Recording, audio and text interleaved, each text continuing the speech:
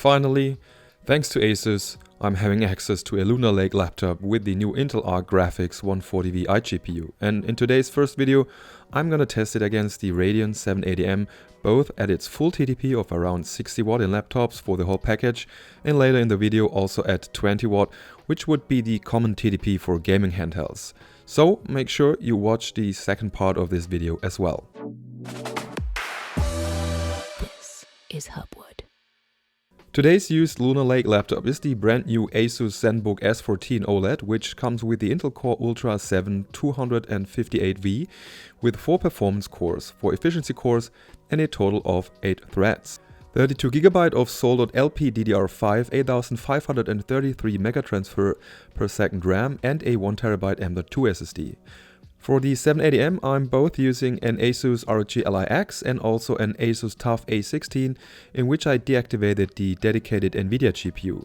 Since I use different recordings for this, the OSD is not always identical. Sorry about that, just ignore it.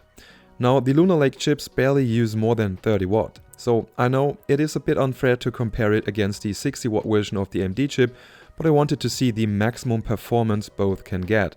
And that is also why I added some 20 watt comparisons as well.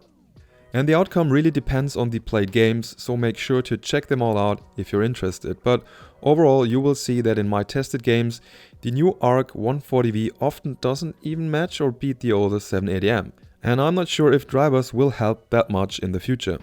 By the way, I have been using the newest available Intel Arc drivers as of today, and for the maximum performance, both laptops have been set to their maximum fan speeds. And we also have to factor in that the Lunar Lake/Arc chip was using much faster RAM with its 8533 megatransfers versus the 5600 MHz for the 780M and 7500 MHz for the Ally-X. I was also recording a fresh replay for Fortnite, for which I had to use a different laptop with a 780M. And I also wanted to add Star Wars Outlaws to the benchmarks, but that currently is not playable on the Arc 140V since it crashed on loading a game due to, driver issues. But I will also make a dedicated video on around 40 games on the Intel Arc 140V in the next few days, so make sure to subscribe if you haven't already done that, so you won't miss that. These days I'm having so many upcoming projects on my table that I'm not going to comment the gaming benchmarks in this review to save a lot of time, sorry.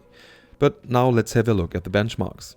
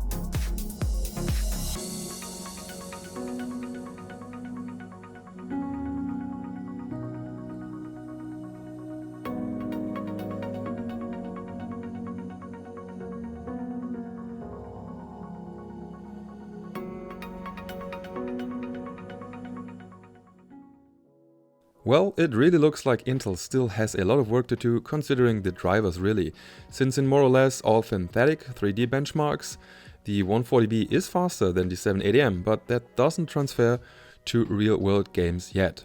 And in most games, the 780M is faster than the 140V, even with its slower and, in the case of the ROG Ally, smaller RAM. But we do have to acknowledge that it manages to do so with only 27 to 30 watt, and as we saw at the 20 watt benchmarks, it really has been able to catch up or even beat the 780M, which lets us hope for future Intel handhelds. I was really expecting better results for the Intel chip, to be honest, though it seems, as in some games, it is now able to beat at least the 780M, or at least match it. And I think Intel is also relying a lot on XeSS, which I didn't always use, to be fair, as well. And at least it's definitely much faster than the Core Ultra Series 1 chips released earlier this year. And that's all for today. If you enjoyed this video, make sure to leave a like or subscribe. Thanks for watching, see you next time, bye bye and tschüss.